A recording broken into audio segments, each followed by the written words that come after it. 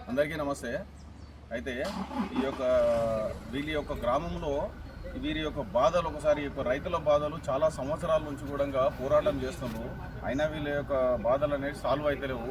వీళ్ళ బాధలు ఏందనేది ఒక్కసారి వినండి. చెప్పండి అన్న. నమస్కారం అండి. నా పేరు గుమ్మి దామోదర్ రెడ్డి. మాది అంతమ్మగూడెం విలేజ్, బుధాన్ పోచంపల్లి మండలం, యాదాద్రి భువనగిరి జిల్లా. మా దగ్గర ఉన్న కెమికల్ ఫ్యాక్టరీలు 8 నుంచి 9 ఫ్యాక్టరీలు విపరీతమైన వాయు కాలుష్యానికి, జల కాలుష్యానికి పాల్పడుతున్నారు. భూసారం కూడా ఖరాబ్ అయిపోయినది. భూములు అనేటివి పంట పండకుండా నిస్సారం అయిపోయినాయి. పీల్చే గాలి పీల్చలేని పరిస్థితుల్లో ఉన్నాము. నీరు అనేది కలుషితం అయిపోయింది. ఊళ్ళో బతకలేని పరిస్థితులలో మేము ఉన్నాము. మేము తిరగని ఆఫీస్ లేదు, వెతకని ఆఫీసర్ లేడు ఈ రోజు వరకు. ఈరోజు ఒక కార్యక్రమం ఉందంటే హైదరాబాద్ లోపల చిన్న గల్లీలో కార్యక్రమాన్ని కూడా అటెండ్ అయినాము. ఇది మా ఊరు పరిస్థితి. ఇక్కడ ఈరోజు కూడా స్పీకర్ గారు రావడం జరిగింది. ఈ ఎన్విరాన్మెంట్ ప్రోగ్రాముకు మా యొక్క కాలుష్యం అవుతుందని చెప్పి ఇక్కడ ప్రోగ్రామ్ ఈ రైతులు అందరూ కూడా కొన్ని సంవత్సరాల నుంచి బాధపడుతున్నారు. కనుక మీరు ఇంకేమన్నా చెప్తారా? మీ బాధలు ఇంకేమన్నా మీరు ఎక్కడెక్కడ ఇచ్చింది కూడా మేము ఎక్కడెక్కడ ఇచ్చిండ్రు?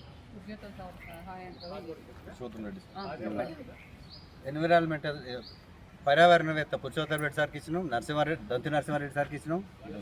ఈరోజు స్పీకర్ సార్ గడ్డం ప్రసాద్ సార్ కూడా ఇచ్చినాం. ఈరోజు రిప్రజెంటేషన్ గత 10 సంవత్సరాలుగా ఈ కంప్లైంట్లన్నీ ఒక్కొక్క ఆఫీస్కు తిరుగుతూ ఇచ్చుకుంటూ వస్తున్నాం. కలెక్టరేట్తో సహా, మండల ఆఫీస్తో సహా, గ్రామ పంచాయతీ ఆఫీస్ కాడి నుంచి మొదలు పెడితే హయ్యర్ ఆఫీసర్, ఈవెన్ కలెక్టరేట్తో సహా మన సీఎం గారి దృష్టికి కూడా తీసుకుపోయారు. సెక్రటేరియట్లో మెంబర్స్, అది ఏమంటారు, చీఫ్ సెక్రటరీ గారు కూడా 3 సార్లు ఇచ్చిన రిప్రజెంటేషన్.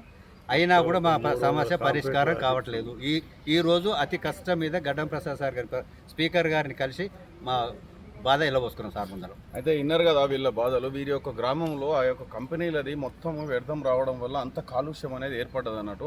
అక్కడ వీళ్ళు బాధలు తట్టుకోలేక గత 10 సంవత్సరాల నుంచి కూడా ప్రతి ఆఫీసు తిరుగుతుండన్నట్టు. అయితే తక్షణమే ఈ యొక్క గవర్నమెంట్ అనేది వీరి యొక్క వినతిని స్వీకరించి వీరి యొక్క బాధలు దూరం చేయాలని చెప్పి మా యొక్క